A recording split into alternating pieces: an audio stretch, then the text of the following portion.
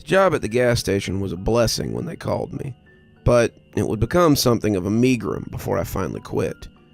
I worked the closing shift at the Fill and Go for the better part of 8 months, and it was 8 months of making coffee, stocking coolers, and listening to weary women with too many children argue about what you could and couldn't buy with EBT. My first job was construction, working as a carpenter's assistant until I was 16, and after the big layoff during the pandemic, I was tempted to go back. The amount of construction work hadn't changed, but the call for laborers had waned, it seemed. Suddenly, I was forced to look elsewhere for work, and my savings were starting to get dangerously low. That's when the Fill and Go finally called me. The worst part about the job wasn't even the job itself. Not really. The worst part was the walk home when the day was done. I live in the Shady Oaks trailer court, about 3 blocks from the gas station, and it just made sense to walk to work.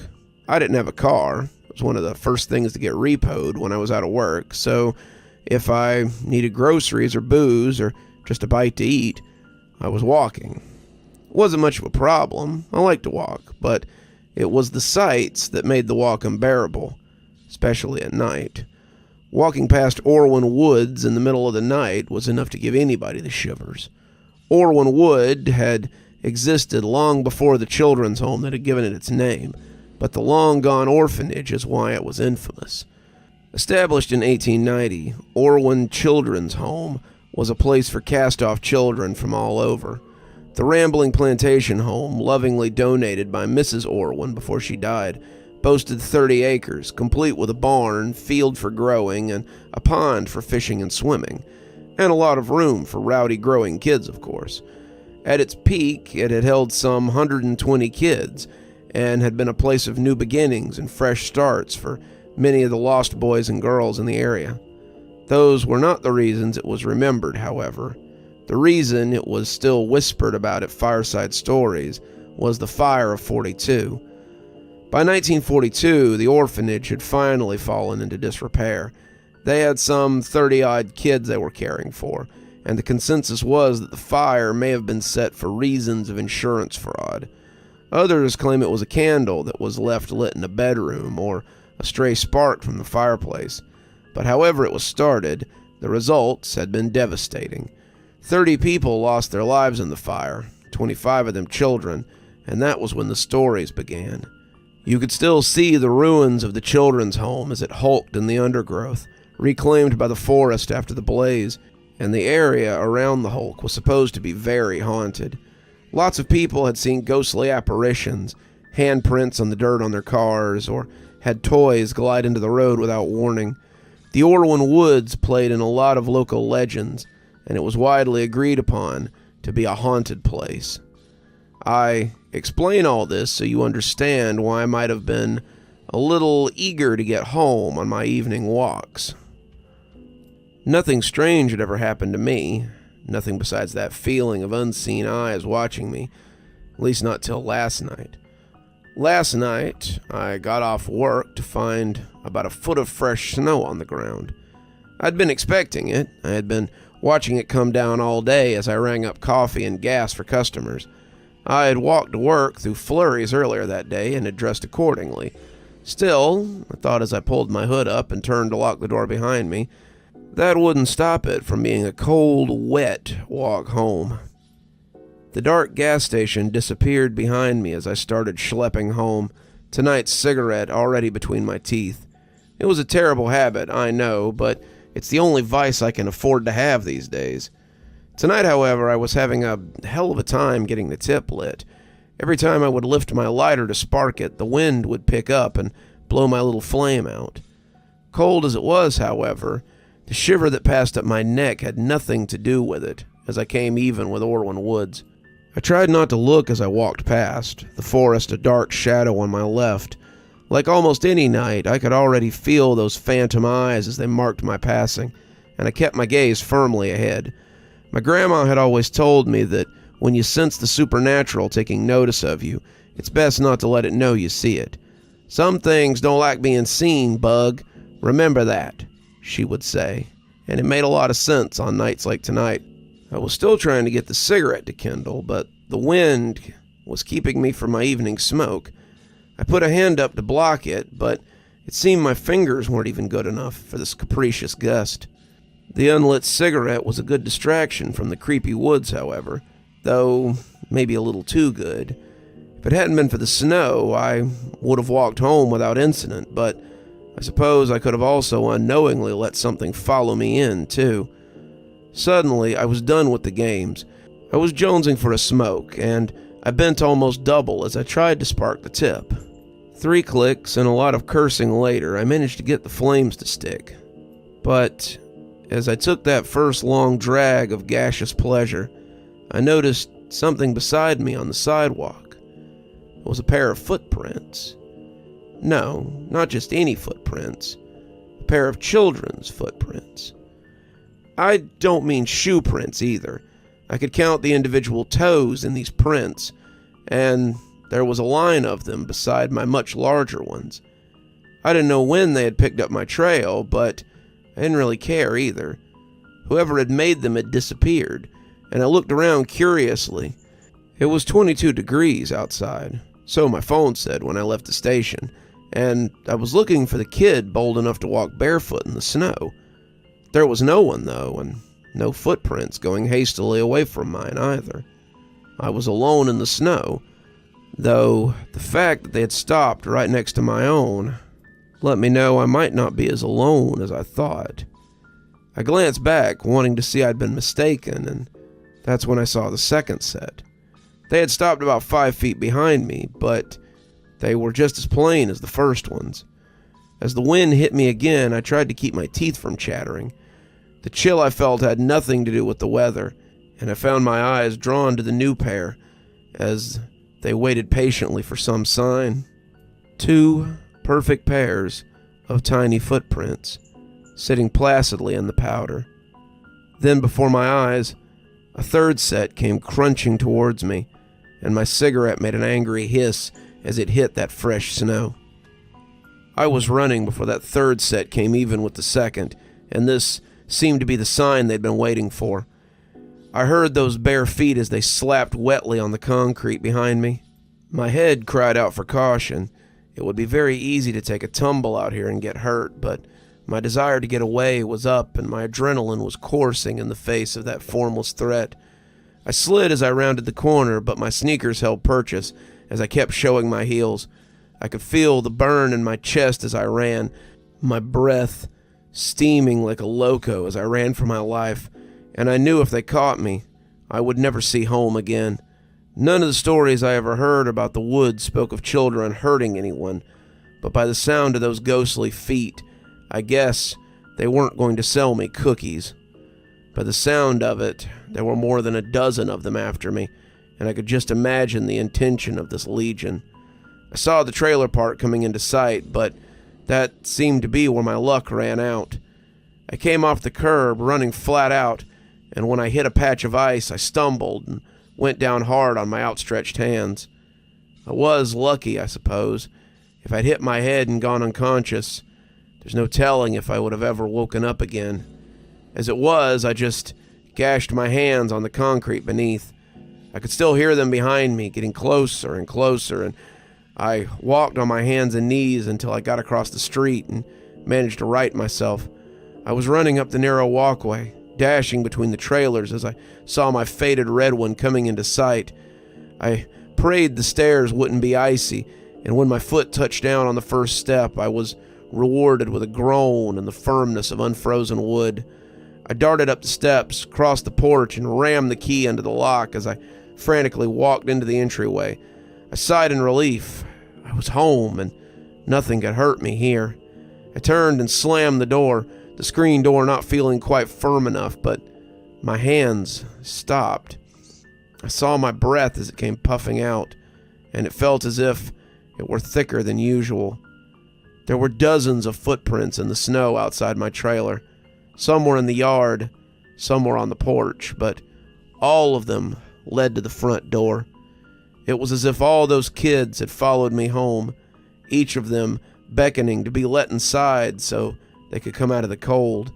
I could just picture a dozen or more half-burnt children the snow falling on their ruined skin, looking hopefully at me as if just asking for a place by the fire. It was all too much, and when I slammed the door shut, there was a note of finality to it. I made a mental note to try and find a new route home, but the situation, it seemed, had fixed itself. I was awoken at 6 a.m. the next day by my boss, telling me that Dixie, his day manager, had called to tell him that she quit this morning. Run off with her damn boyfriend and good riddance, I say. You've been a solid night guy, but I figured I'd offer you a chance to come work days if you want. The position comes with an extra $3 an hour, but you'd have to start today. You interested? I was, and the forest seemed a lot less spooky in the daylight.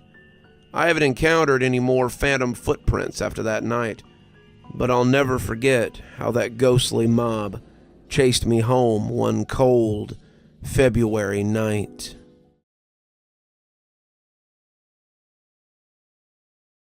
It was just supposed to be a typical camping trip with my scout troop.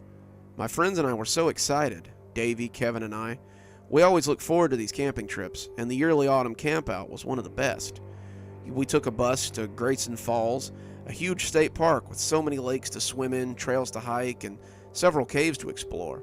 All the local scout troops would be there, 10 in all, and we would meet in Starfall campgrounds for the jamboree. There would be canoe races and s'mores, and, of course, the annual Scary Story contest. All three of us had been crafting our stories since the last jamboree, and this year, we were ready to take that prize. As the bus pulled up to the campsite, we all spilled out of it excitedly. We were the first to arrive, the others getting there tomorrow, but Scoutmaster Larry had wanted us to get there early so we could get the best spots. As I stood in the center of the campground, watching the other scouts mill about, going about their preparations and such, I couldn't help but soak in the sounds and smells of the surrounding forest. Grayson State Park had always been my favorite place to camp, and it was chiefly because it exuded this energy of safety and adventure. It was a maintained park, the park rangers keeping the animals in check and the forest peeled back from the areas where hikers and campers stayed. Even so, it wasn't too hard to imagine a wolf or a bear watching you from the tree line, just waiting to pounce on you unexpectedly. It wasn't too far-fetched to think that something mysterious or unknown could be lurking in those woods as well. We set up our tent a little further back than the others. Scoutmaster Larry had given us a set area where we could pitch our tents, and we had set our own tents at the edge of this.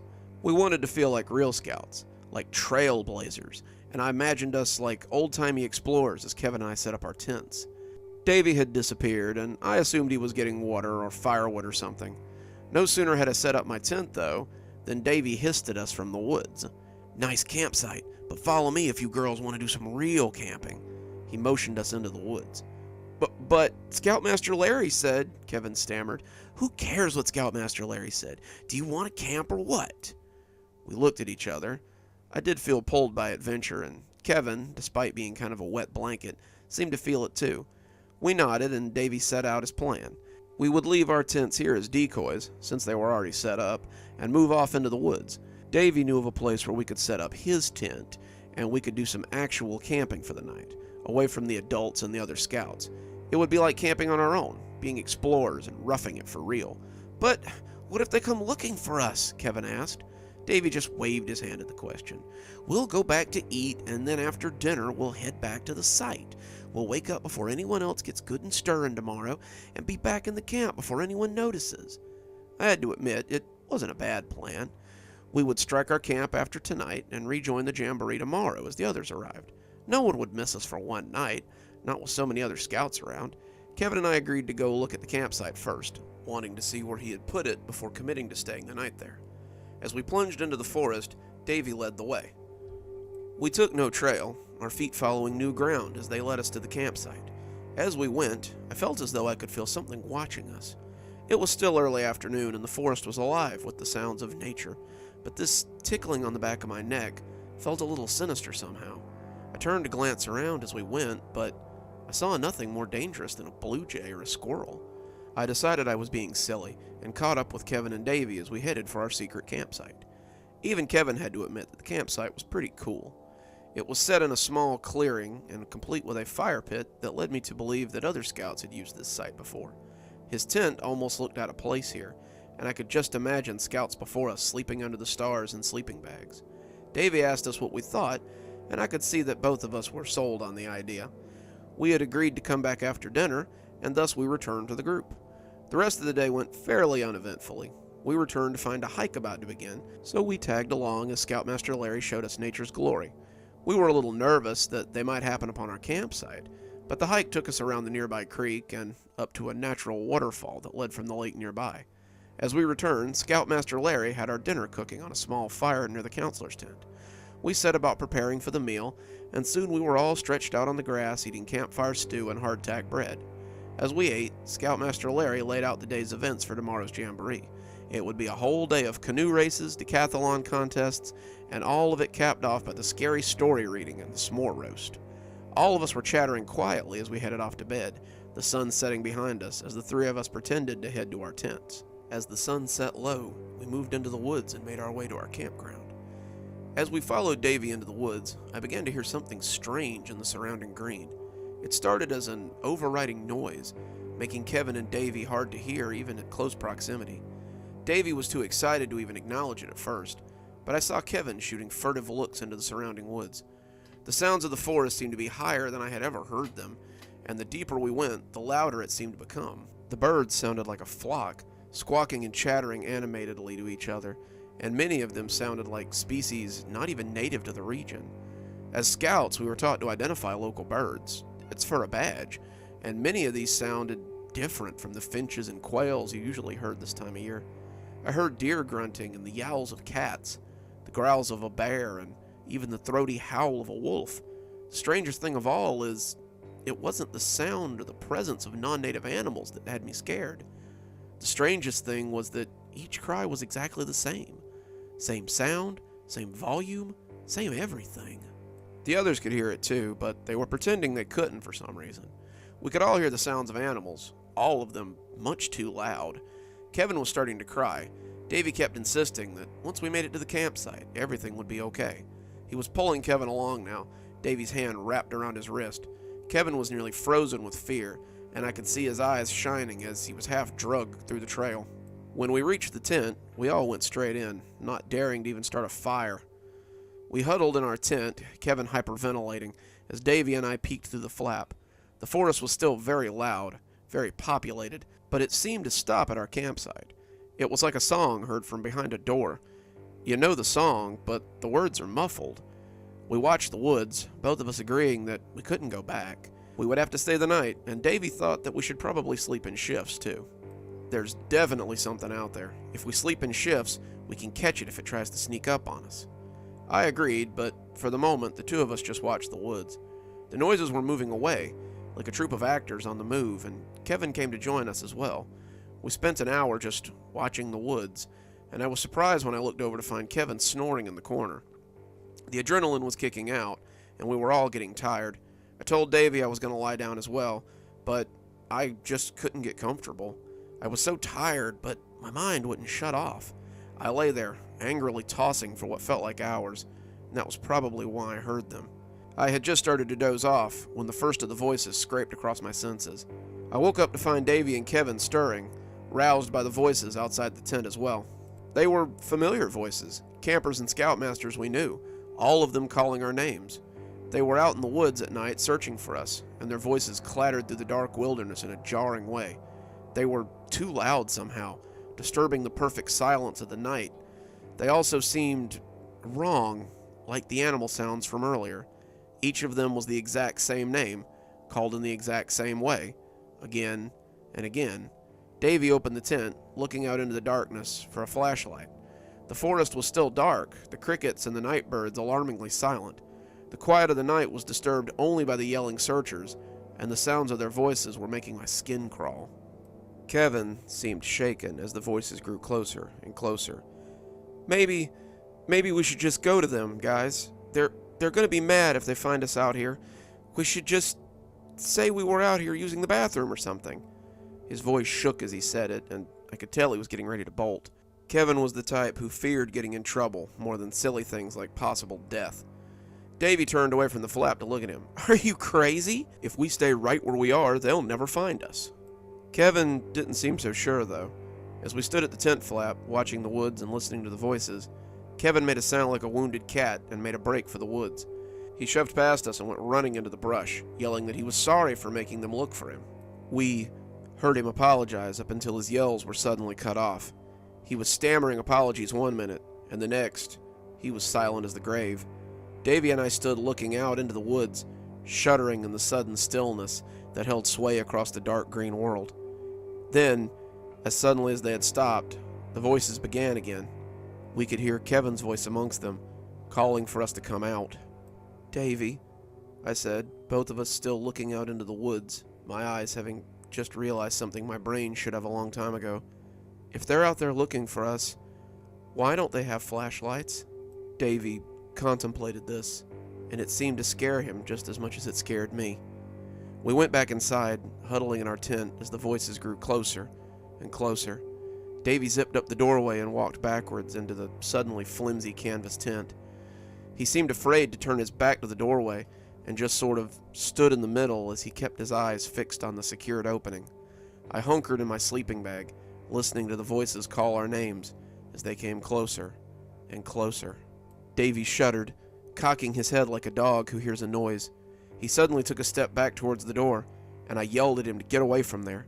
I hunkered down in my sleeping bag, hearing the voices calling our names, and my tears were wet as they slid nakedly down my face. We were trapped out here, alone, with no one to help us. Why hadn't we just stayed with the others? I sunk deeper into my bag, hoping I would wake up to find out this had all been a dream and feel silly for letting it scare me. I opened my eyes as the zipper door slid open.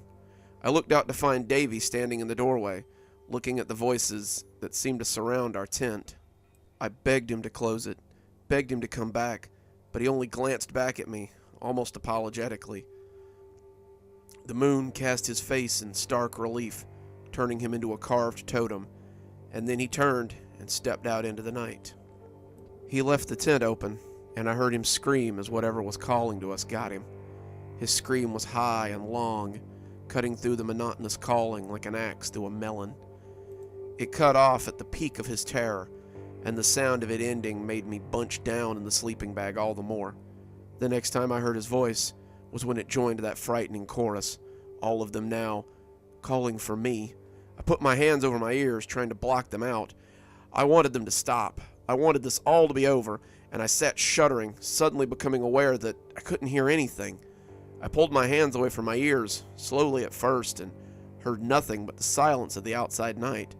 I looked at the flap of the tent and found only the soft rustle of the fabric against the zipper as I began to worm my way out of my warm cocoon.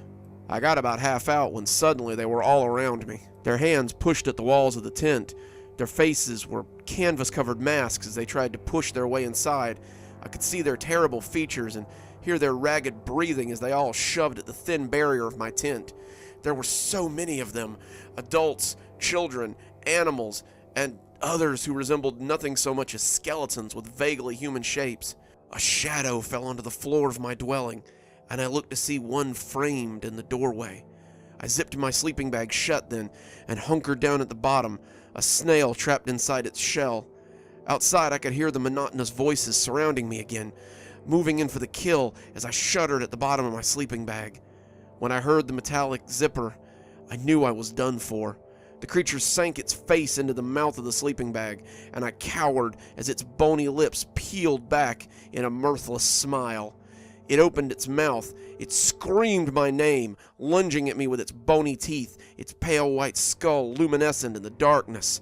I died with the sound of my own name fighting against the rippling scream that rode up my throat. The scouts around the fire looked at me as though I was from another planet. The campfire was the only sound, the logs crackling merrily as the collected troops sat looking at me as I stood in the story circle. Even some of the scoutmasters looked a little rattled by my story, but slowly they started to clap. Scoutmaster Larry clapped the loudest, shaking his hand as he approached. "Now I see why you wanted to go last. That would have been a hard story to top. I think we can agree which story wins this year's Jamboree Short Story Contest." The applause picked up then, and Davy slugged me in the arm as I sat back down. "Can't believe you kept that to yourself all week. I thought Kevin was going to pee his pants.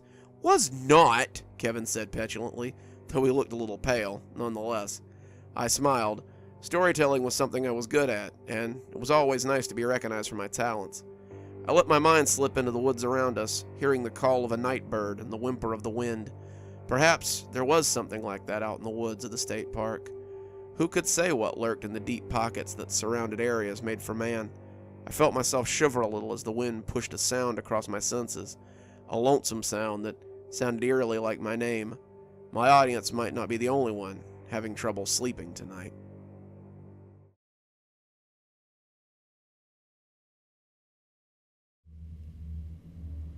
I've been in a coma for the last 6 months. I was fortunate, they say. The semi-truck that hit my car killed my mother and my fiancé, but spared me. Well, not spared, I guess. I had 2 broken legs and a shattered collarbone, and I was in a persistent vegetative state for 6 months, 3 weeks, and 2 days. I woke on April 26, 2021. I couldn't heed the call, and that's why I'm the last Josh. The news is still coming in from across the world as people kept finding bodies. The occurrence had been as sudden as it was unexplainable. The death toll is estimated to be nearly 1 million, all from different states, different countries, different walks of life. It's being called one of the most devastating events of the 20th century, and the level of cover-up going on to keep the public outcry to a minimum is alarming. They're trying to say that it's nothing but a meme, an internet joke, a fun fight that happened with pool noodles and foam swords. The truth is that on April 24th, for some reason, everyone named Josh just kind of snapped. I didn't know this at first, of course. When I woke up, the hospital staff was just glad I had woken up. The doctor had been hopeful, but every coma's different. I was the subject of a lot of attention for the first few hours as they told me what happened and tried to get in touch with any family I might have in the area. My dad died when I was little. My grandparents on both sides have been dead for years, and I have no other siblings. I was alone, no family or future family since my fiancé was dead, and I was having a lot of trouble processing it. That was the first time I heard about the Josh battle. One of the techs was taking my vitals, and he mentioned it offhandedly. "Shame you were in a coma, kid. You missed the big Josh fight." I blinked a little confused. I'm sorry? "The Josh fight. It's a whole thing. Look," he elaborated. He pulled out his phone and showed me a bunch of happy, smiling people fighting with foam weapons and pool noodles and other padded things. They seemed to be having a great time, and it stuck with me long after the tech took his phone and continued his rounds. Why would they call it a Josh fight? It appeared to be some silly thing that had happened suddenly, but I couldn't do any research on my own. My phone had been destroyed in the accident, and with no immediate family to talk to, I was in the dark until the next day. That was when Brown arrived. I'd woken up from a nap and found a dark-haired man sitting in my hospital room. He wore thick black glasses, had short brown hair, and wore a close-cropped beard that looked patchy. He smiled when he saw me, putting his phone in his pocket and giving me his full attention. "Good, you're awake. I've been waiting for you to wake up. Are you with billing or something? I have insurance if that's what you're—" He waved me off. No, nothing like that. "My name's Brown. I'm here to inform you that you are one of the last Joshes on Earth."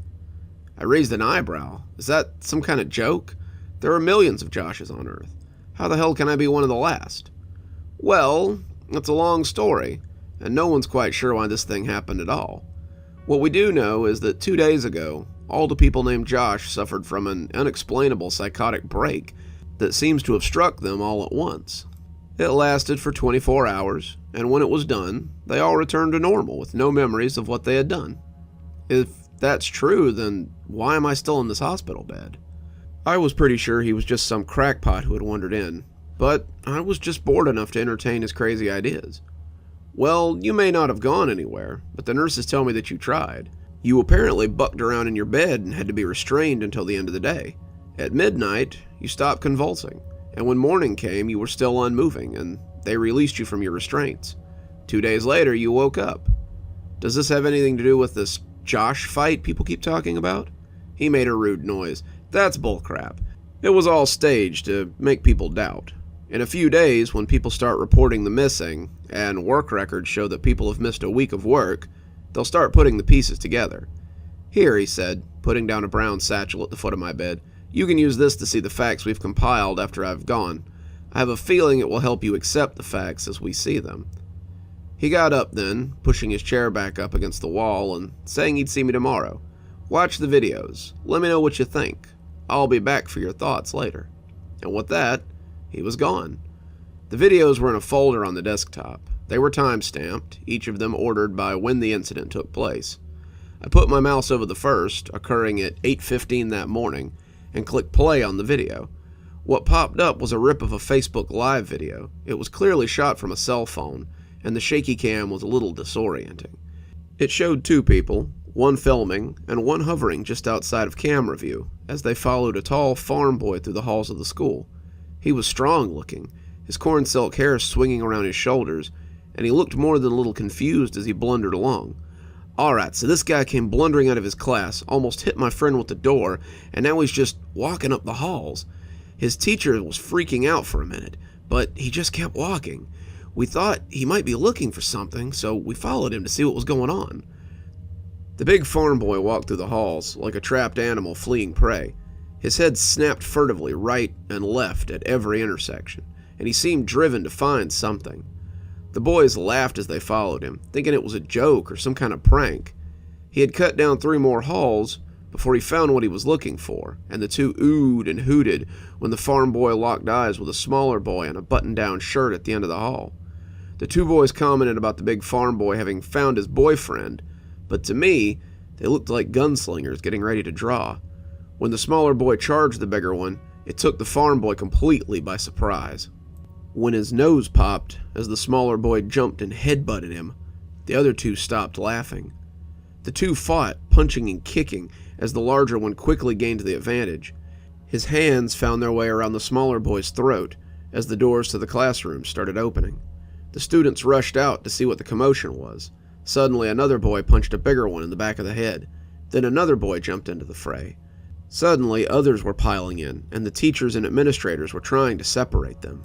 When an adult dived into one of the other teachers as he tried to separate the combatants, his thumbs found the boy's eyes and pressed them into his skull, the screaming taking on a different level. Students were running, people were screaming, and the blood started to run down the struggling boy's face. The camera was knocked from the recorder's hand, and the video stopped suddenly.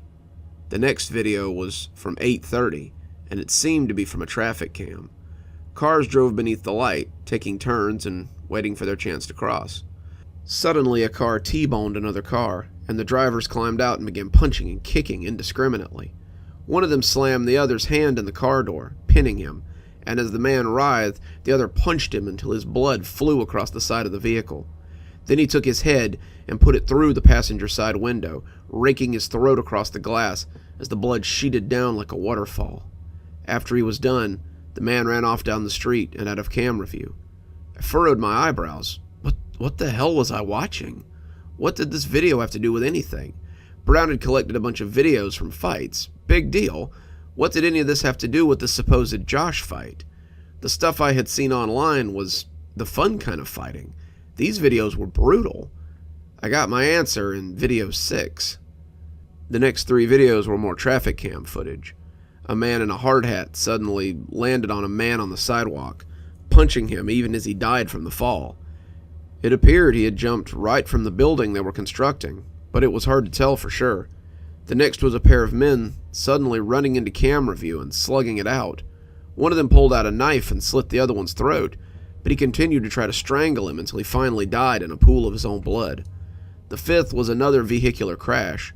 One of the drivers pulled the other driver out of the car, but it appeared he had died on impact. He left him on the street and ran off somewhere, just as the video ended. The weirdest part was, all 5 of these videos had happened at different times and in different places.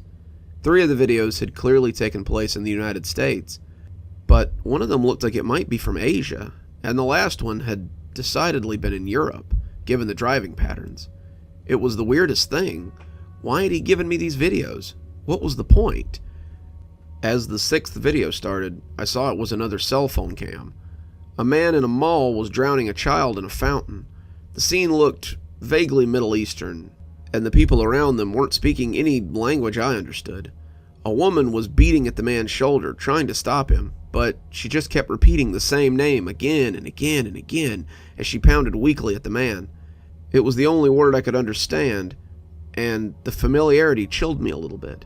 Joshua, Joshua, Joshua, Joshua.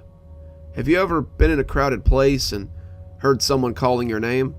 They aren't talking to you, but the sound of your name turns you to see who it is. Maybe it's even someone you know. Maybe it's someone you know who's being called. On a baser level, it's a desire to see someone else that has your name. We want to see who else has our name and for a few seconds feel a sense of brotherhood with them. You're two people amongst many, and such things make us feel strange, maybe a sense of togetherness as well. Hearing my name called as she begged him to stop drowning what could have very well been his own son made me feel a shared sense of horror. Horror that my own namesake could do such a thing. Horror that I might be capable of something like that. Video 7 was body cam footage of someone named Officer Grigg. Officer Grigg was running through a maze of small concrete corridors, talking to someone on the radio and begging for help. His partner had gone crazy. His partner had killed a kid, and now he was chasing him.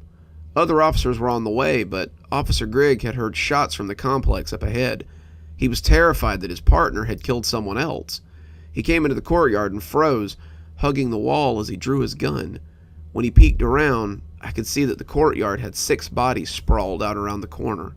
They'd been killed as they tried to charge him, and as Officer Grigg peeked, he saw another crazy man running at the cornered officer. He shot him, his head exploding in a puff of red, and he fell down with the others in a twitching mass.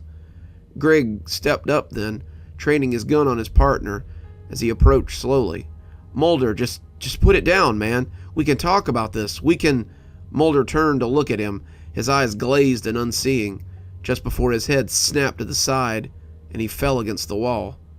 Grigg spun and fired without looking, and the last image I saw was another officer sliding down the wall, his eyes far away and his expression slack. The camera zoomed in on the dead officer's nameplate, and I read J. Myers.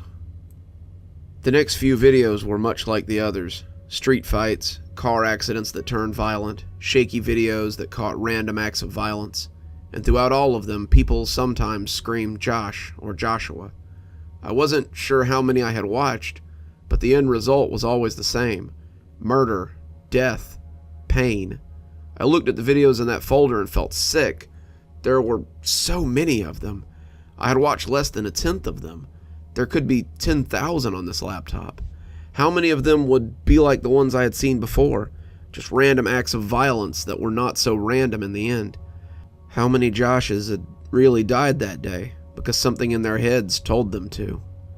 I exited out of the folder, and that's when I saw a second folder that I had missed on first inspection. J. Holder was in the subject line in all caps. When I opened the folder, there were 7 videos inside. The first was at 8:30, and it looked like it might be another security cam video. The other 5 videos happened between 9:50 and midnight, with the 7th being around 5 a.m. I was hesitant to begin these videos, but there was something intriguing about them. Why had they been separated? Who was this guy? Joshua Holder, I assumed. I opened the first video and found footage from a convenience store CCTV. A blond man in a black t-shirt was standing in line, waiting his turn. He was fidgeting, the old lady in line taking longer than she strictly needed to, and I could see him sigh as he tapped his foot. He had some snacks and a drink in his hand, and it looked like any other day in any other town. Then, and I had to rewind the video a few times to catch it, his eyes glazed over, and the snacks fell out of his hand. The owner must have yelled at him, because he looked up and made eye contact as the woman at the counter turned to look at him. Then, he rushed the counter, vaulted over it, and was lost to view as the woman screamed wordlessly and ran from the store. 5 minutes later, he left. His fists were bleeding, and his face looked to be dripping with something. The second video was at 9:50. It was short, less than a minute. A car was stopped at a light, waiting for the green light, when Holder approached the vehicle. He reached in, slammed the driver's face against the steering wheel, and dragged them from the car. Putting his head under the tire, he then proceeds to climb behind the wheel and drive away. The red smear on the concrete told me everything I needed to know. The third video was another body cam shot at 10:40. An officer identifies himself as Officer Felder and tells us that he's approaching the car for a routine traffic stop. As he comes up to the window, I saw Holder's face staring blankly back at him. Officer Felder begins his rehearsed line, but suddenly tapers off as he reaches for his gun. Holder pulls a gun from beside the door as the officer is fumbling with the strap and shoots him 6 times. As he falls, we see Holder dragging him back into his squad car, leaving the stolen vehicle behind. At 11:20, I got my next video of Holder. The next video is a security camera, seeing a police officer gunning down people in a courtyard. The video is familiar, though, and when I saw an officer peek around the corner, I realized it was the same one that I'd been watching earlier. It was Officer Grigg, as he tried to subdue his partner, but I was seeing it from a different angle. As Grigg approached, gun out but speaking soothingly, I could see Holder stepping out from another alley and leveling a pistol. He was wearing a uniform he had likely stolen from a cop, and after he shot, he stepped back out of sight. The other officer ran in then, and Griggs put him down without thinking. The next video, the 5th, was another CCTV video. A man in a uniform was walking through a crowded mall. People were running, screaming soundlessly as he gunned them down. Each shot was precise, each kill was clean, and only men seemed to fall at his hands. The footage whipped through a couple of different cameras, and the officer was deadly as he proceeded. In all, I watched him kill 7 men before he approached the door to the food court, flashing lights visible beyond. That was 4 p.m. by the timestamp. The next video was at 10, and it was news footage of Holder surrendering. He was getting on his knees, dressed in a blood-stained uniform, and police were taking him into custody. The news anchor was saying how Jeffrey Holder was responsible for the deaths of 15 people and had led police on a murder spree that had been capped off with his murder of 7 people at the Bayview Mall. Police did not believe he had any accomplices and were just glad to have the situation under control. But wait, I rewound the video as the name clicked. Jeffrey Holder, not Joshua Holder? Something didn't add up. I opened the last video, waving away an orderly with a dinner tray as I realized it was 7 at night. These videos had engrossed me for hours. I was sickened by them, shocked by them, but they had drugged me in and made me watch. These were my people dying, and I was reveling in the new sort of shared camaraderie. I was mourning for them as they fell. I was horrified for them as they succumbed to their baser instincts, and I was dreading what depravity might come next. Then there was this Jeffrey Holder, the worst of them all. I loaded up the last video and saw another security camera video of Holder in an interrogation cell. He was sitting at a long white table, hands cuffed to a metal ring, fidgeting as he had been in the convenience store. He was testing his restraints, checking his exits, and when the doors opened, a detective walked in to question him. The questions were expected. Why did you kill these people? What are your motives? Why did you do this? On and on and on. He sat there through it all in silence. Then the detective made a grave mistake. He leaned in close, wanting to ask Holder something quietly so the camera would have trouble hearing it. When Holder sank his teeth into his nose, he looked extremely surprised. When Holder had finished mutilating him, a scene that was very Silence of the Lambs, he maneuvered himself around and snaked the detective's key. A few short minutes later, and he was heading out the door that the detective had come in through. The camera continued to record the room as the detective's blood pooled there. When Brown came back the next day, I had moved 5 more videos into the Holder file. "You've been busy," he commented when I showed him. What happened after he escaped?" I asked, not sure I wanted to know, but needing to know. He made his way down to lockup with the detective's ID, killed a guard, and shot 7 men that were being held for violent crimes they'd committed that day. I'm pretty sure you can guess what their names were. He just kept killing, even after the rest snapped out of it. By the end of the 24 hours, there were very few left to snap out of it. The ones who fought and won snapped back at midnight. I remember coming to in a parking garage with blood on my hands and a knife in my pocket. I ran home, showered, and spent the rest of the day wondering what the hell had happened. Those who were unable to kill others, incarcerated or committed individuals, took their own lives in a fit of rage. The ones who were in a coma or were unable to take their own lives are all that's left. The final total is something like 5,000 Joshes worldwide. Why has no one noticed? I asked, astonished. Someone has, because they've been using the media to cover it up. They've been spreading false information in order to make people think it's a joke, a meme. But when people start noticing that their loved ones haven't come home, it'll be a little harder to sweep under the rug. Before he left, I asked him one more question. He had let me keep the laptop, telling me to observe the videos and see if I could find any more Holder sightings, which led me to my last question. I had seen him escape. I knew he had killed once, but I didn't know why. Why would he snap like that? He isn't a Josh. Also, why kill us? Brown shrugged. Who knows?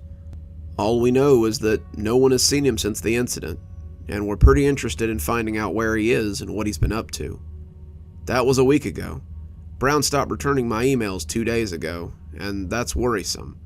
The group he belongs to, a group of Joshes on Reddit, have been monitoring some things. They've noticed more Josh-related deaths since the incident. Someone is killing them. Someone is tracking us down, and I fear that Brown may be their latest victim. The message I got in my email yesterday was pretty clear about that. I will finish what I started, it said. It was signed, J. Holder.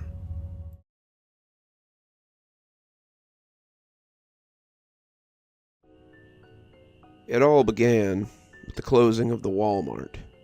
The Walmart was not the catalyst for the death of Eden, but it was the final death throes of a dying town. Eden had never been what you would call a bustling city. With a population that topped out at about 75,000 in the mid-80s, the city had undoubtedly seen its heyday. The coal mine had finally panned out in '95. The calculator factory had likewise played out in 2002. The paper mill had lasted a while longer, shutting its doors in 2016. That had been the end of the major industry in Eden. The town had continued, of course. The downtown had done a fair bit of business with the summer people who came through. People from out of town always wanted to pick up a summer house or move to the outskirts to get away from it all. Despite the small spikes, the industry was going, and a lot of the people left when the paper mill closed down. Those who remained were the sort of people who couldn't have been blown out with dynamite. They were oldsters who had been there since they came back from World War II or Vietnam, dyed-in-the-wool capitalists who continued trying to bring industry to the area, and real estate people hoping to get one more dollar out of the dying town. Even some of those latter had to take a firm look at what they were trying to sell when the one seemingly solid job market finally closed up shop. The people of Eden didn't seem to mind, though. Quite the contrary. They were glad the last corporate giant was gone from the area. They talked longingly about getting back to the good old days, and how this would help the waning business on Main Street to thrive again, without big corporations keeping their boot on the throat of the little man. Greg did not agree. For one, he'd been working at the Walmart since he got back from college in 2009. It had been keeping food on the table and the lights on in the dingy apartment that he'd been renting over Abigail's Drugs for the better part of a decade, and that's how he liked it. They got the majority of his paychecks, too, and they might as well have been a company store the way Greg looked at it. Even so, it was convenient to have everything within easy reach. The second thing was harder to quantify, but was something that the philosophy teachers at the hoity-toity college he'd dropped out of would have understood all too well. Corporate giant or not, Walmart did not pull out of a thriving town that they could still make money in, as a rule. Watching the semi-trucks with the Walmart logos on them drive for the outskirts of town was like watching the axe-wielding vehicles drive out of the remains of the forest at the end of the Lorax book his mother had read to him as a kid. They had sucked the land dry like a vampire, and now it was time to get out while the getting was good. "Decided where you're going to go work now?"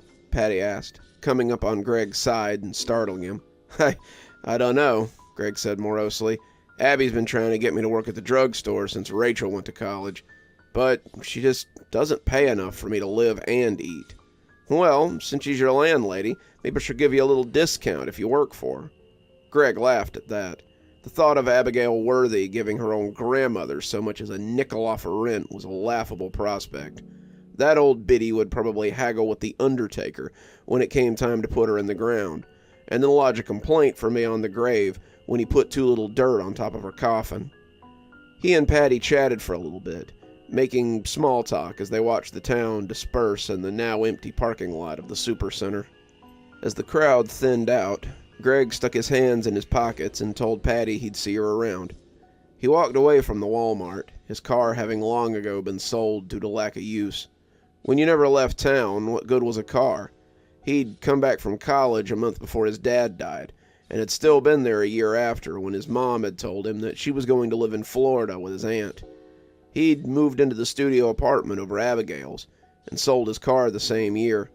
The little hatchback had been great when he'd been putzing around Burbank, but now that everything was in walking distance, it seemed as useless as tits on a boar. He'd gotten about $5,000 for it, and coasted a little until he got the job at Walmart. He'd been working there for the past 10 years, it seemed, stocking shelves and answering questions for customers. You would think that after a decade, management would have cut him a check for his retirement, but Greg had never really paid in. He always said he was gonna every year when the papers came around, but he just never got around to it. It always seemed that when you lived in Eden, you did things tomorrow instead of today. It seemed that when you lived in Eden, you always thought there would be more time. Stand up straight, Gregory. I'm not paying you to slouch. Greg sat up and stopped leaning on the glass cabinet that was full of blood testers and diabetes equipment. He'd been working at the drugstore for about 2 months, and he hated every minute of it. To his surprise, Abigail had indeed offered him a discount on rent, but only if he would work for the 14 hours a day that the shop was open. So, from 5 a.m. to 7 p.m., closed on Sundays, Greg stood behind the counter and helped old ladies pick out constipation medication or helped old gents find exactly the right size of Depends for their bony asses. It wasn't glamorous work, but it paid his rent and kept a bit of food on the table. Aside from selling drugstore things, the widow Abigail also sold a little bit of gas station food that was just affordable enough for Greg to avoid malnutrition. He had asked her once about an employee discount, and it was the hardest he had ever seen the old biddy laugh in her life. When the bell rang over the door, Greg looked up and smiled when he saw Patty coming in. Patty had been coming by the drugstore more and more often now that she knew Greg worked there, and she was a nice distraction from the monotony of his job. She had gotten a job down at the Quick Lube on Main Street, and it seemed that her hands were always caked in grease no matter how many times she washed them, her nail beds oily with the sweat of her labor. Abby glowered at the young woman as she came in, but she wasn't about to turn away a customer, even if most of her fare was to come and flirt with their only employee. Greg was not unaware of Patty's flirtation, but she really wasn't his type. Not that Greg had any right to be picky. He liked her all right, she was a good friend, but the thought of laying in bed with her in the way he had lain with some of the girls that he'd gone to college with made his skin crawl. His mother had always said, "Don't take anyone to bed in Eden, 'cause you're likely related to them," and he supposed it was something that had always resonated with him. "Did you get any of that lava soap I ordered?" Patty asked, and Greg reached under the counter and pulled out a brown bag with 3 bars of the funky orange soap inside. "I gave you the buy 2, get 1 free discount," Greg stage whispered, as he cast a suspicious eye over to the widow. "So generous," Patty said, pretending to blush. "Let me make it up to you after work and take you out for a slice of pizza." "Can't," Greg said somberly. "I'm doing inventory tonight. I'll probably be here till after midnight." Patty looked disappointed, but rebounded quickly. "Some other time, then?" "For sure," Greg said, and Patty paid for her soap and left with a little wave over her shoulder.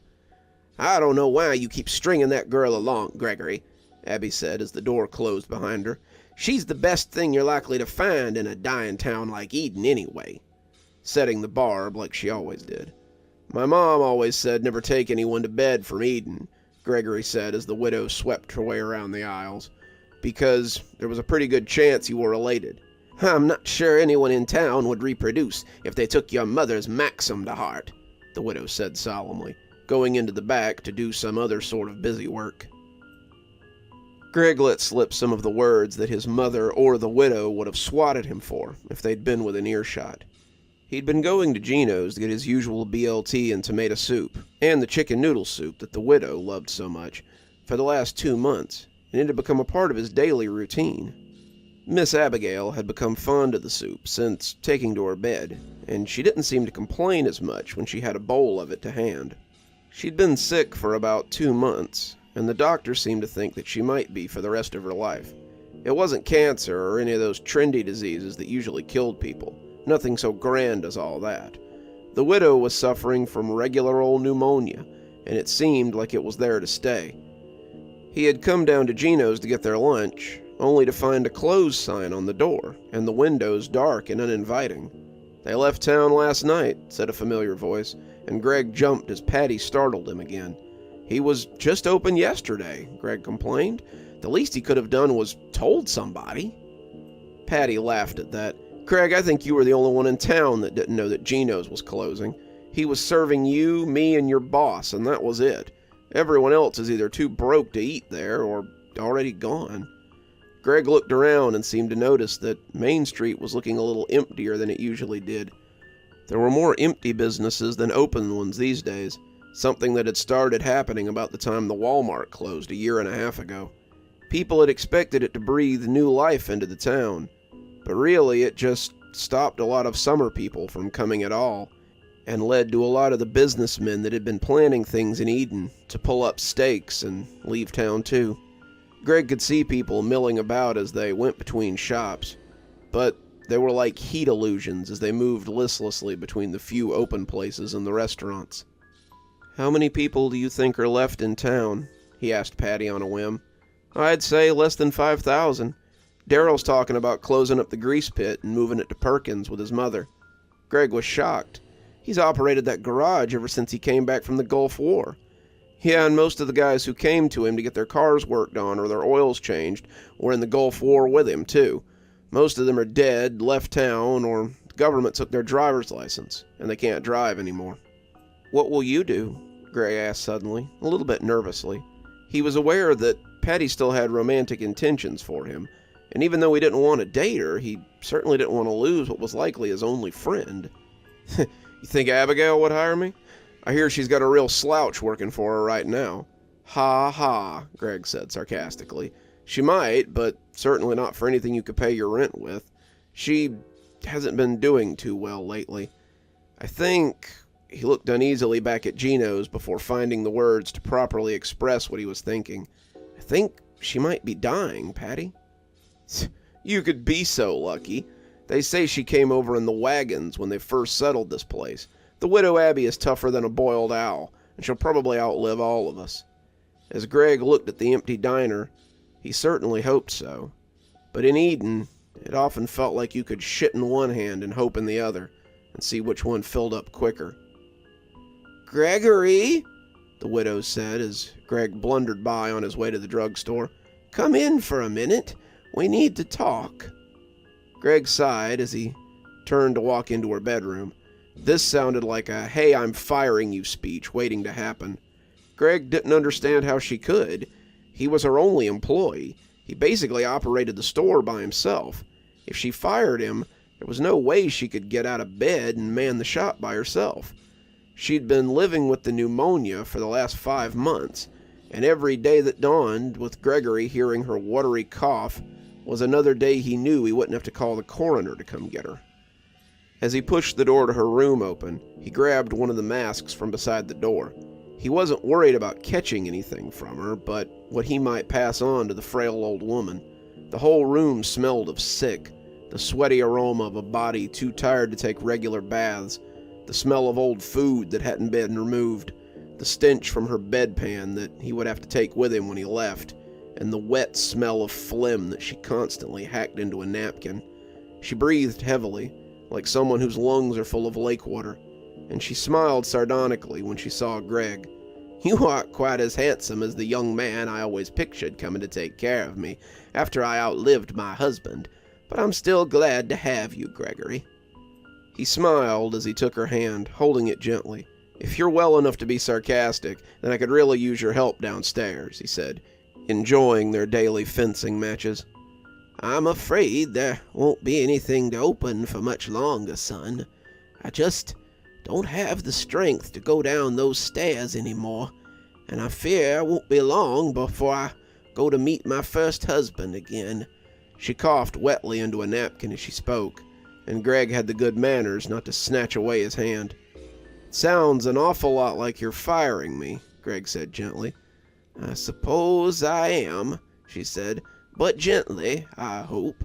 "If you're firing me, it might be hard for me to pay you rent, and then I'm not sure how you'd pay the taxes on this place." "That could be difficult," she amended, "but so is coming after a corpse for debt." "How about this?" Greg said. "I'll run the drugstore and manage the accounts so you can keep paying for your medicine if you let me live here and take care of you. Then, when you're gone, you can fire me. How about that?" She laughed, the sound coming out fractured like ice on the cusp of breaking. "You? How could you possibly run the shop and balance the books and order enough product to keep up with the clientele?" "Well, I've been doing a pretty good job for the last 9 months, so I figure I'll just keep doing it until—" He stopped himself from saying it, realizing he'd become fond of the old woman in the time he'd been taking care of her. "Until you get better."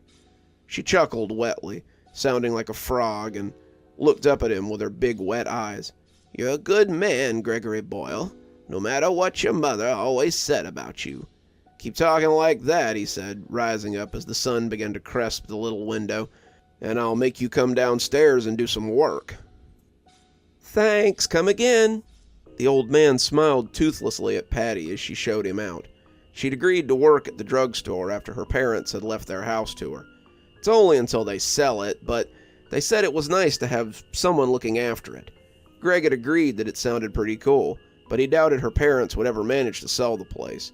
The last realtor had left town 6 months ago, and no one new had bought so much as a cup of dirt from Edan since then. There had been some excitement when a company had purchased the old paper mill, but they had all come in with their trucks and stripped what they could from the factory before leaving. As far as Gregory knew, they had never been back. "You're pretty good at being a checkout girl," Gregory said, grinning as Patty snorted at him. "It's not like it's hard. Most of this stuff sells itself." There was a loud cough from the stairs, and Gregory turned to see Abby making her way slowly down them. She'd been feeling stronger lately, and Gregory had often found her stuck halfway down the stairs. He came to help her, chiding her as she sucked in air soupily. "You're gonna kill yourself like that. You're a little stronger, but don't push it." "Nonsense," she rasped. "This girl needs proper training. With you to teach her, she'll develop all sorts of bad habits." "I've got it, Miss Abby. Patty's no slouch. She knows how to do customer service." "It was basically all I did in the automotive department of Walmart," Patty added. The widow scoffed. "That place wouldn't know customer service if it bit 'em." But she began to cough more as she elaborated, and Greg had to hold her up as it racked her body. "Come on, let's get you to the rocker out front. You can greet the customers as they come in and maybe get a little sun. I don't want them to think I've got the Halloween decorations out early." She started to protest, but the sun really had done wonders. The doctors had expected her to succumb to her illness months ago, but it was coming up on 2 years and she was still puttering along. He wrapped her in a blanket and sat her in one of the rocking chairs that dotted the front area. She shivered amidst her layers, the slight breeze reminding Gregory that fall was almost here. He had just gotten her settled when an older woman in a thick shawl approached the shop. "Good morning, Miss Laurie. What brings you here today?" The old woman gave him a wave. "Just came to get the last of my prescriptions to take to Heavenly View. I'm moving at the end of the week, and they want a list for their physician." "I'll get it for you," Abby rasped, but Greg told her to sit as he went back inside to get the envelope. Losing Miss Laurie to the nursing home would be quite a blow to their business, but Greg had been expecting it. After her husband died, Miss Laurie became a shut-in. She only left the house to see her doctor or fill her prescription, and this was the first time they'd seen her in weeks. As Greg came back with the envelope, he caught the tail end of their conversation. I'm sure they have room for you, Miss Abby. You could relax with the time you have left and not have to struggle so much. There are people there to help you, and I'm sure Gregory could watch your shop for you. It sounds awfully nice, Abby said softly, but I just don't think I can leave Gregory on his own. He depends so much on my wisdom. Miss Laurie took the envelope, wishing Abby and Gregory the best as she made her way home. The streets were a little less empty today, but the people taking in the sights were nothing but bored locals trying to kill some time. The cars leaving town became fewer and fewer, but that was due in part to the number of residents becoming less and less as well. Greg saw less than a dozen people on a daily basis now, and as the oldsters he'd taken for granted went to either Heavenly View or their heavenly home, their business suffered. Greg watched her go, seeing the potential end of her business as the beginning of the end. Greg flopped onto the rocker in front of the drugstore, his breath coming in deep, grateful lungfuls. All around him, chaos reigned, but its conquest was coming to an end. The fire trucks had taken longer than expected to arrive, Edan's own fire department being little more than 2 volunteers these days. They had both been at home when the fire started, and they had arrived only a little before the trucks from Perkins. It could have been a lot worse. Would have been, in fact, if Greg hadn't smelled the smoke and called for help. As it stood, only 6 buildings had been burned out, their gutted husks looking forlorn in the blinking lights of the fire trucks. Another 4 were damaged, but all 10 had been empty, except for the hardware store. Greg could see Gabriel sobbing quietly on the porch of his father's legacy, the rustic old shop now a burnt cinder that would never rise again. Greg wanted to go to him, especially after all the work he'd done to keep the rest of Main Street from burning, but he was too bone-weary to do much else but sit and be glad that he wasn't crying over a burnt husk too. It had all started at the old ice cream parlor. The building had been abandoned for years, closing up shop right around the same time the Walmart had. That had given the rats that now occupied the space plenty of time to chew on the wires and ruin the electrical box. Greg couldn't prove that that's what had started the fire, but when the smoke woke him up, the peeling white exterior was in full blaze. He'd called the fire department and been redirected to the station in Perkins. As he came out onto the porch, Gabriel was already using one of the big wrenches to pry open the fire hydrant. "Help me!" he gasped through gritted teeth, and as Greg took hold of the wrench, the two had water shooting out in no time.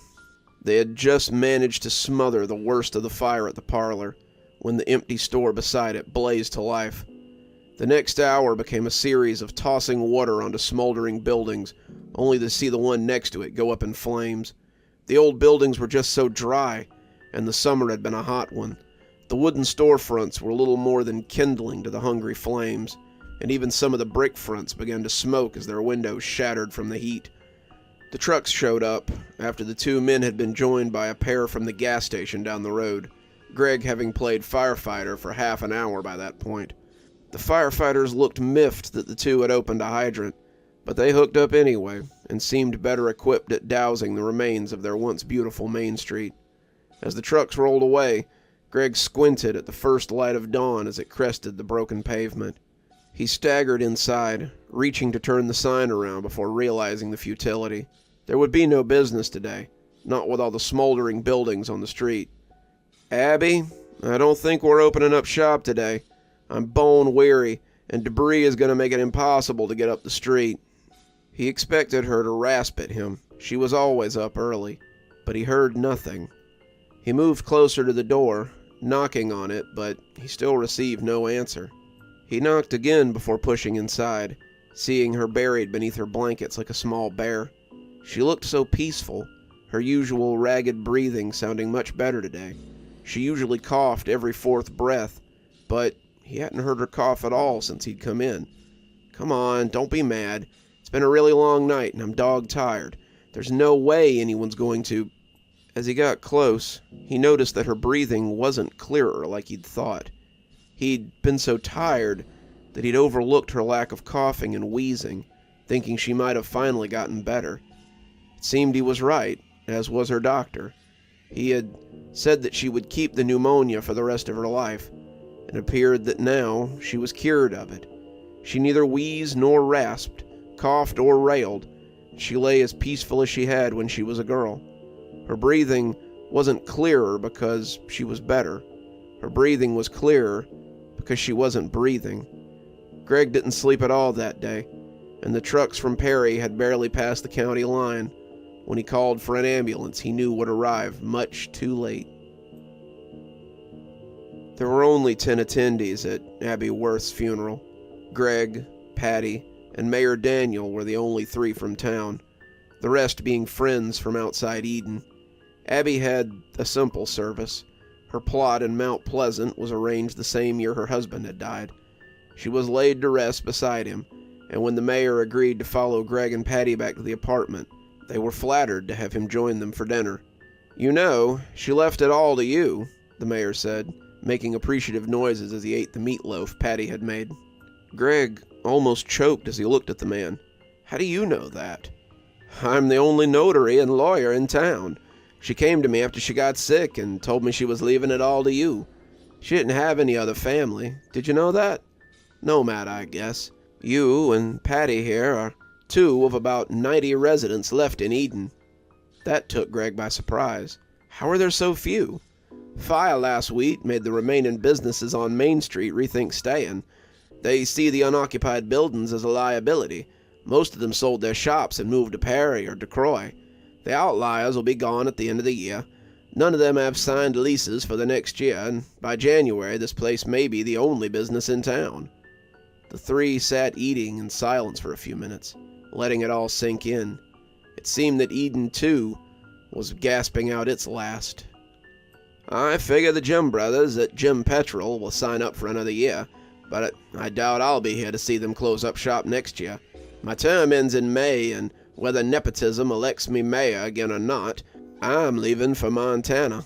My mother's properties sat empty for too many years, and I think I might be ready to retire to the mountains." He excused himself after that, thanking Patty for the meatloaf as he left the 2 of them in the little apartment. The 2 ate in silence, their grief palpable as they quietly mourned a woman they had both grown close to. "Did I tell you?" Patty finally said, looking up from her laborious task of herding her green beans into a corner. "Someone finally bought Mom and Dad's old house." "Oh?" Greg asked, his mind trying to punch through the film of grief to realize what this meant. Who's the lucky owner?" "State Road Department," she said, managing a small, painful smile. "They bought most of the houses in that area. They're starting work on a highway project that will cut the time from Washington to California by hours. It's bad news for Perry. It'll cut a lot of the little roads out of the equation and give them a straight shot to the coast." What she didn't say was this would also be a huge detriment to Eden, but that hardly seemed to matter. Where will you go?" Greg asked, his food forgotten at the prospect of being one less in a town of ghosts. "I don't know," she said. She was standing at the sink, and Greg could see her in profile. She looked lovely in mourning, a woman that any man would have been lucky to have the love of. She was dependable, she was hard-working, she was kind, and, worst of all, she seemed to put her own happiness aside for Greg. He knew she would give him that love, that she would stay with him in this tiny apartment if he asked her to, but he also knew that it would be selfish to ask. In the movies, Greg would ask her to stay, and they would embrace and kiss, and soon their children would be running through the streets as they watched happily from rockers on the front porch. She seemed to be waiting for just that, but Greg couldn't give it to her. She deserved more than Greg's empty companionship. Patty deserved something more than Greg's fumbling platonic feelings. She told him good night a few minutes later, taking her Pyrex dish and leaving through the familiar stairs. Even in his grief, now elevated by the loss of his friend, Greg wasn't blind to the sobs she tried to muffle. Greg came awake like a hibernating bear, the loud banging on the door enough to wake the dead. Someone was really walloping it, too, slamming their fist against it hard enough to rattle the glass, and Greg came tentatively out of bed. He was wearing only a shirt and jockey shorts, his mid-30s belly hanging over the waistband as he crept from the bedroom and into the living room. He reached for the fire poker as he came, afraid that the empty town might have attracted teenagers bent on helling. They would have seen the lights in the bathroom upstairs and decided to shake the cages a little, and Greg wished he'd thought to grab his shotgun before leaving the bedroom. He came down the stairs in a slow, jerky walk, the pounding not stopping in the least bit. Whoever it was calling his name, too, which was a little off-putting. Greg couldn't imagine anyone he knew in this town being out so late and banging on his door, but he quickened his pace a little, fearing someone was in trouble. Maybe Patty was hurt. Maybe there'd been another fire. Maybe it was something even worse. He'd been right about that, it seemed, and as the door came open, he found Patty leaning against the frame, grinning at him drunkenly. "There you are, Gregory," she trumpeted, stumbling into him as she slurred an apology. "Are you all right?" Greg asked, trying not to draw attention to her current state, but finding it very difficult. "Right with Eversharp," she said, her hands wrapping around him as she tried to pull him into her arms. "What's gotten into you, Patty?" Greg asked, though it was pretty clear what had gotten into her. As if in response, Patty pressed her lips against his, silencing his upcoming protests. Her tongue was warm and wet as it tried to invade his mouth, and Greg struggled as he tried to push her away. His skin was covered in goosebumps, and he was shuddering as she leaned closer to him. He could taste the alcohol on her breath, and it was making him gag. He didn't know what she'd been drinking, but it was stronger than anything he was familiar with. When she finally pulled away from him, her eyes were streaming tears, and they looked hurt and confused. "Why won't you kiss me back?" she wailed, as she stumbled backwards and bumped into the doorframe. Greg searched for the words, but he just couldn't find them. I just don't think of you that way," he finally blurted out. She sobbed, her eyes gushing as she looked at him blearily. She was drunk and confused, and clearly this had made more sense before she'd come to his home in the middle of the night. Now her hopes were falling to pieces, and she was left with nothing but the understanding that she was alone. He'd been honest with her, but that had hardly cut the sting. "Why won't you love me?" she bawled, her eyes accusatory, even as they gushed tears. "I stayed in this corpse of a town for you, Greg. I worked at a place that barely paid for my groceries and lied to my parents when they wanted nothing but to send me back to college. And for what? I love you, Greg. I've loved you since we were kids. Why won't you love me back?" When he gripped her shoulder, it sobered her a little, and he saw the embarrassment starting to creep into her eyes. "I do love you, Patty. I love you too much to let you settle for someone who doesn't love you the same way you love them.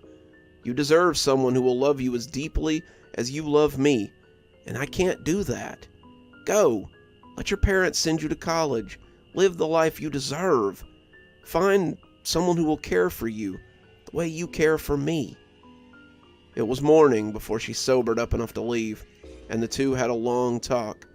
Patty cried a lot, Greg finding his eyes too dry for tears. She didn't sway as she left, the alcohol having been burned away by her despair. Greg watched her go, and went to bed as the sun filled the apartment with light. Tomorrow would be Sunday, the only day Abby let them close the store.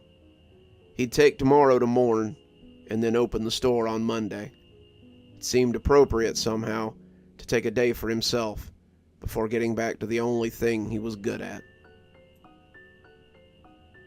Greg sat on the front porch of Abby's Drugs, the snow coming down as it coated the cracked and pitted streets of Eden. It had been 20 years since the widow Abby Worth had passed, and he was still living in Eden, if you could call it living. His hair was now the silver of falling snow, his eyes not as good as they had been, and his legs shook a little when he walked. That didn't stop him from tending the garden that he'd begun growing on 5th Street, or the other on 6th Street, that had borne corn every year since Patty had left. He had a letter from her somewhere upstairs, in the drawer where he kept his prized possessions. She had sent a few others, a wedding invitation, a birth announcement, and a few Christmas cards, but he hadn't received anything from her in 4 years. She would be old too now, and Greg wondered if she might have died. He coughed as he watched the snow, bending double into the rocker as he spat phlegm into it. It sounded as bad as the widow's had, and he didn't need a doctor to tell him that he was dying.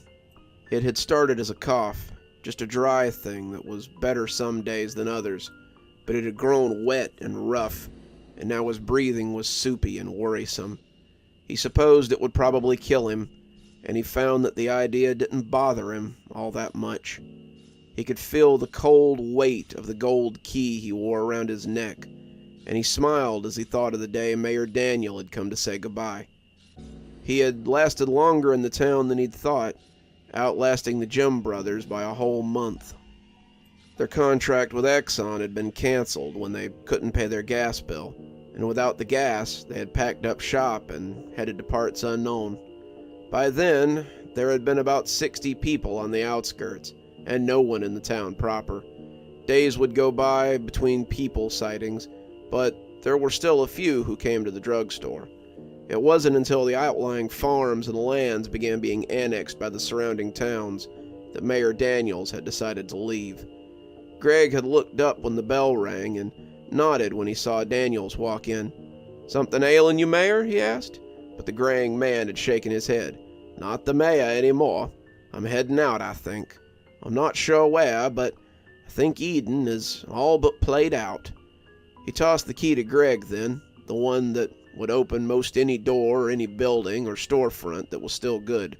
The mayor's office, the sheriff's office, anything else the town deemed the mayor worthy of guarding. "Guess now you're the mayor, the last mayor of Eden. Wear the title with pride. If you leave, be sure to pass the key to whoever's still here." Greg had never gotten a letter from him, but the key had come in handy when it came to planting and keeping the power on. It also got him a small stipend from the state, which he used to keep the lights on Main Street burning, and some food in his fridge to keep him from starving. Greg hadn't seen anyone wander through Eden in years, save for a few cars that got lost on their way somewhere else. Sometimes ghost hunters or the curious came to visit, and Greg told them what town history he remembered as he tried to ignore their petty theft. They never took much. Anything worth anything was locked away behind one of those doors that his key opened. He supposed they would have it after he was gone, if they didn't mind a little grave robbing or corpse rifling. He coughed then, and when he took his hand away, his palms had red on them. As he looked down Main Street, he could see the collapsed remains of the old Walmart as it hunkered like a tired dog. He remembered standing outside it as he watched the trucks roll away, and it seemed like a million years had passed since then. People called Eden a ghost town, and they weren't wrong. As Greg looked up and down the street, he imagined all the ghosts who must reside here. He watched a gaggle of old ladies wandering up the road towards the Baptist church that had burned to the ground 3 years ago during a lightning storm. He saw some school kids laughing up the road as they headed for the ice cream parlor that had started the fire all those years ago. He saw 4th of July parades, Christmas tree lightings in the square, summer days that ended with the sound of cicadas, scarecrow contests that the mayor had resided over dutifully. Greg thought he saw Patty and Abby waiting for him, and as the rise and fall of his chest slowed, he wondered if he might love her in the hereafter, as he never could in life. As he watched the snow come down around him, and the swish of his chair became slower and slower, he supposed he would find out.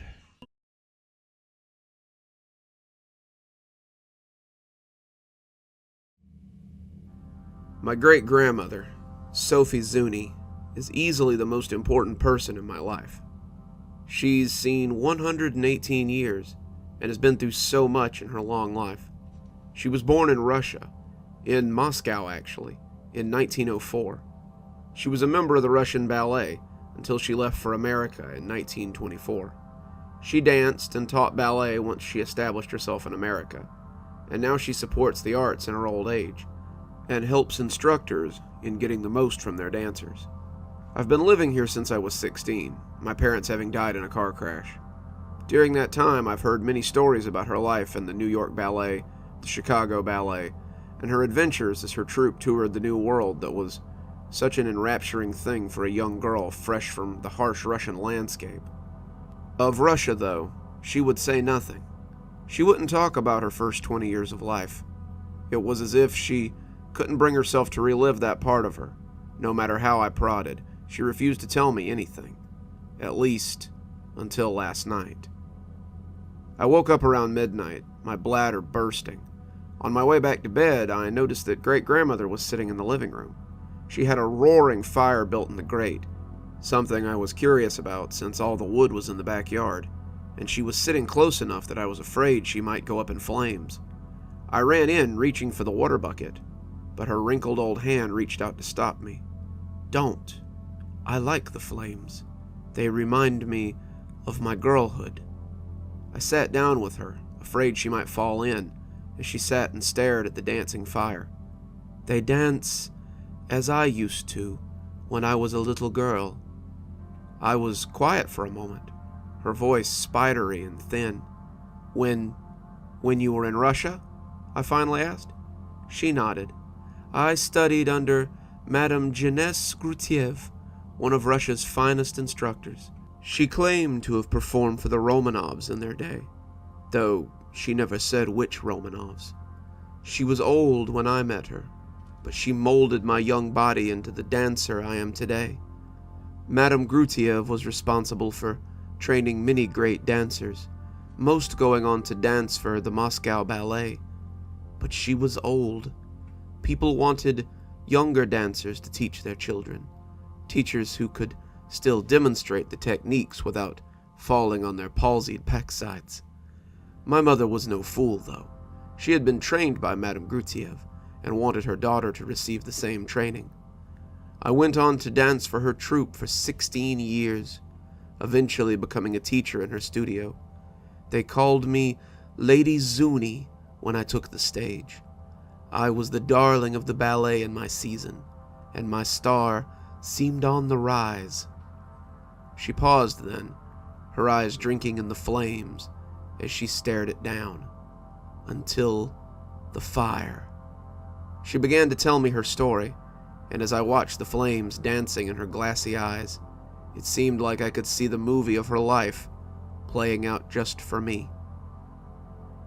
The studio had a legacy of excellence, but that brought us very little money. Madame Grutiev owed money to some very bad people who didn't like unsettled debts. They had offered trades for more time, wanting her girls for the usual things that brutes want a young girl for, but Madame Grutiev protected us from them. But these were not the sort of men to be balked. They blocked us from getting work, and Madame Grutiev was getting desperate. She was still making money from the lessons she taught, but her students were also becoming less and less. Some of it was the men she owed money to, but some of it was her age. Parents appreciated a teacher who could demonstrate their craft, and Madame Grutiev was old. Her legs were gouty and unsteady, and her gait was even then not so good. My friend Louise and I did most of the teaching, but we were losing girls to other troops. With these men blocking us from getting work, we had little money to pay the rent on the studio, let alone her debt. But life offers opportunities sometimes, cruel as they may be. Madame Grutiev received an invitation one day. An invitation to take part in Vladimir Stropokov's latest ballet. Stropokov was a genius in Moscow, though his performances were often as experimental as they were outrageous. I remember hearing that one such show had been held in the forest by night, all the dancers performing naked in the snow. Many of them had suffered hypothermia. A few of them had even gotten some frostbite. Still, the show had been heavily attended, and the profits were said to be substantial. Madame Grutiev said that the price he had offered her for 3 dancers would likely pay off her debt, and then some, and Stropokov had asked for Lady Zuni specifically. I've never heard of the performance, but it's highly anticipated and could only raise your star higher. She chose Louise and Georgette to accompany me, her 3 best dancers. We were excited to be in one of Stropokov's shows. They were often odd and sometimes dangerous, but many of those chosen to perform went on to have great success in the Moscow Ballet and beyond. Rehearsals were scheduled for the week to come, and we practiced in our free time so that we wouldn't disappoint Madame Grutiev. We arrived early at the designated practice space, only to find that it was being held at Vladimir Stropokov's estate. We were shown into a large receiving room to wait, several of the girls already present. We spoke with them for a time, the other girls arriving as the appointed time grew closer. Finally, Mr. Stropokov arrived to speak with us personally, and the room grew instantly still. He was dressed in a luxurious dinner coat, a soft pair of pinstripe pants adorning his thick legs, and he looked like a sultan in a children's play. His caliph-like slippers were pointed, elvish in their design and softness, and he seemed to exude charm and affluence. I am glad that so many of you have come to join my little production. I have called 30 of you here, but will only retain 15. 15 of the best will take part in my production of Moths Aflame. I look forward to seeing what all of you bring to the table, especially the enchanting Lady Zuni. He winked at me then, seemed to pick me from the crowd, and I felt honored to be noticed by someone so affluent. What a little fool I was. The following 2 weeks encompassed the most demanding audition of my life. Stropokov put us through our paces from dawn till dusk, sometimes making us dance and rehearse for hours on end. He cut 5 in the first hour, 2 others before the day was over. He made us dance naked on the first day, watching us as our bodies moved and making notes of where we could improve. After the 3rd day, we were allowed to wear our leotards, and he made us run through the woods like deer on a hunt.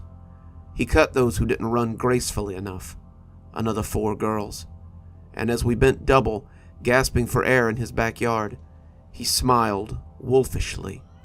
You do not disappoint, dear Lady Zuni. I knew you would be the one to give my performance fire. It took 4 more days of grueling drills to ferret out the last 4, and Georgette wept as she was sent away on the last day of trials. After that, the true work began. We were fitted for costumes, the fabric gauzy, and the material slightly oily. It sat against the skin like mud. It made my flesh crawl. It felt greasy, and Louise told me that it made her break out in a rash.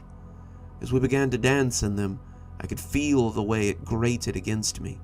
It made me think of sandpaper, or maybe burlap, but it was always soft to the touch when I removed it. It makes sense now, but by the time I figured it out, it was far too late.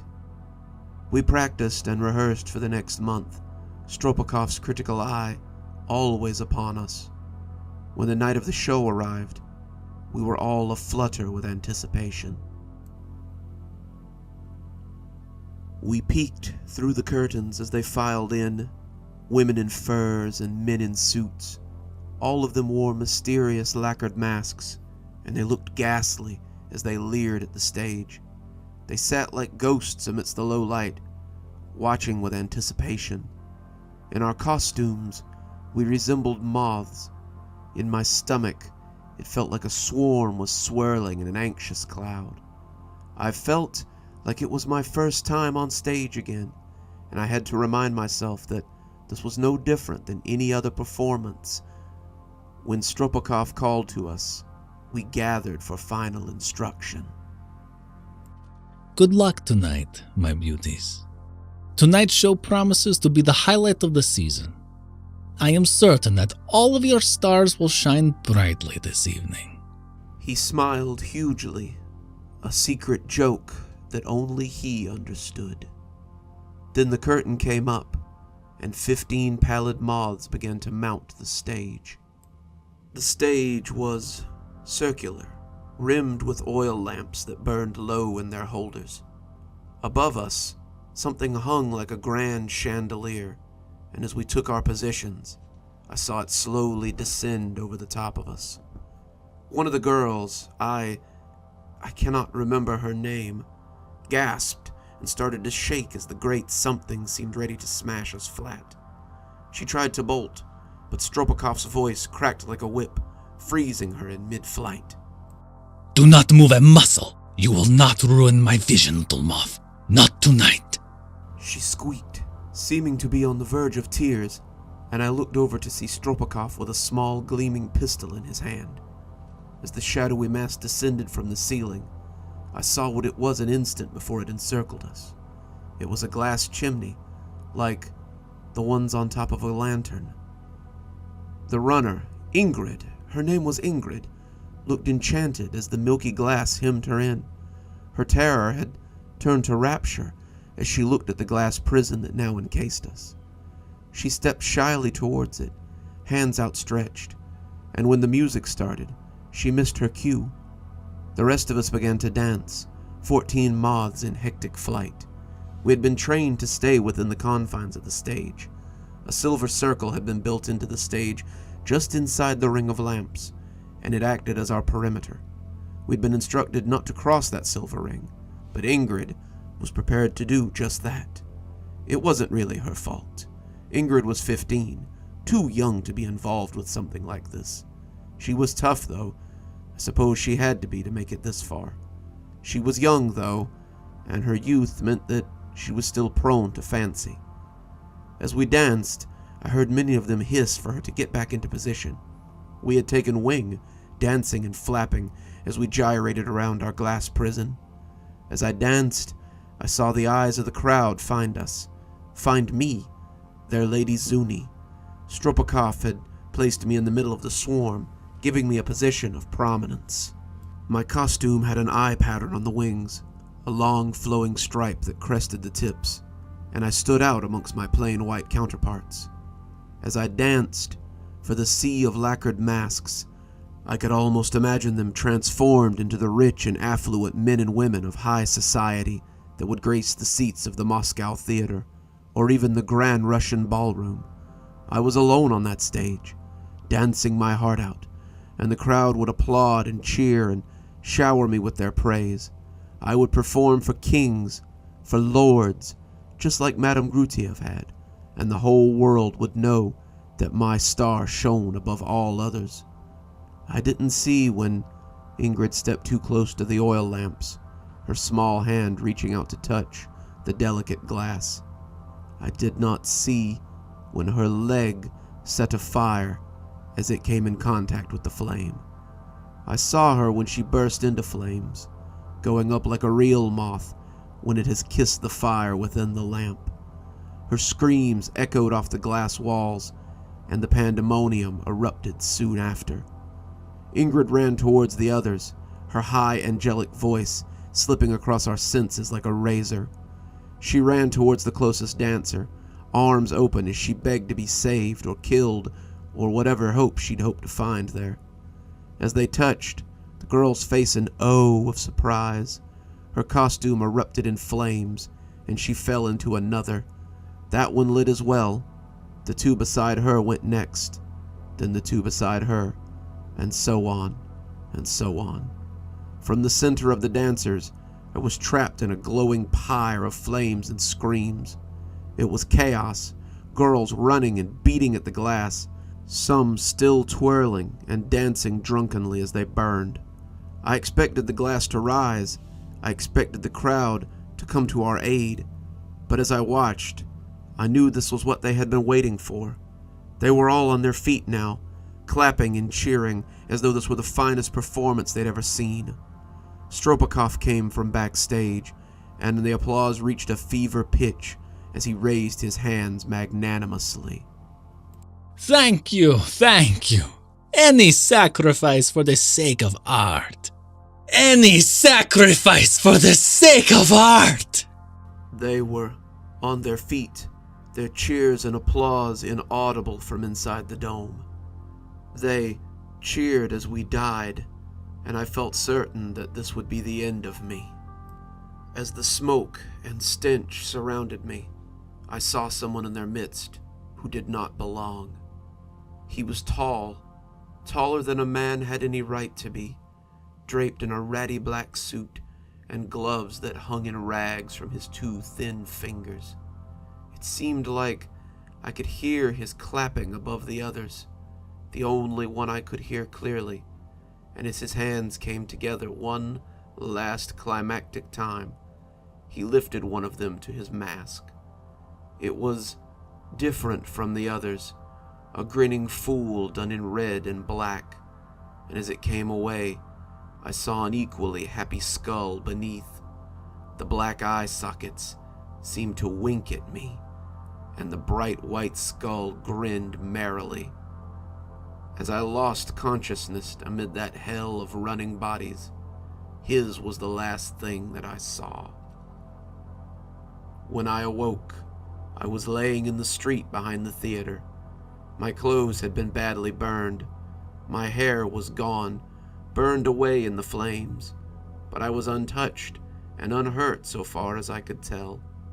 Several of Stropokov's assistants were moving the bodies from the theater, putting them in the alley behind, and the blackened corpses made me realize how lucky I had been. I was the only survivor of Stropokov's moths aflame. He was never convicted of the 14 girls he burned alive. I know that Madame Grutiev was paid handsomely for her dancers, and I can only assume that the other studios who put forth girls were equally compensated. Before you say that this could not be, that no one would possibly fail to notice 14 missing girls in a city like Moscow, you should remember that this was Russia in the early 20s. World War I had only ended a few years ago, and people disappeared every day. Disappearances were still something not wholly uncommon there. Russia was a hard place to live, even in places like Moscow. People left for better things. People died in strange and horrifying ways. I certainly left when all of this was over. It was not so uncommon to find bodies in the canals and back alleys. I went to Madame Grutiev's studio. When she saw me, she wept. I had no idea he would do such a thing. How was I to know what a monster he was? She gave me the money I had made from the performance, the money that would get her out of debt, and told me to flee. Stropokov has powerful friends who make the ones I owe money to look like minnows to a whale. Take this money, take the money that Louise died for, and build a new life somewhere where things like this do not happen. What about you? I asked her, but she only smiled. I'm going somewhere beyond them. She killed herself later that night, drank poison in her office or some such thing. Georgette found her the next day, but I was on my way elsewhere by then. She found me years later and wrote to tell me these things. She mourned us, those dead and those gone, and told me she still ran the studio where Madame had always loved to be. Stropokov continued to produce shows until 1955. A group of men came to get him after one of his performances, killed 8 girls, and burned a field of wheat to cinder. I think they were probably madder about the wheat than the girls, but they hung him from a nearby tree in the field, and it was too quick for the likes of him, if you ask me. I never danced under Madame Zuni again. She died in Moscow, in the fire that killed so many. We sat there in the ensuing silence, the crackling fire, the only sound other than the shallow respirations of me and my great-grandmother. Did you ever see him again? No, she said, but I never forgot that grinning apparition or the clear regard he had for me. I attribute my long life to that night. I stood before death, and he tipped his head to me. When I see him again, I want him to see that I was worthy of his regard.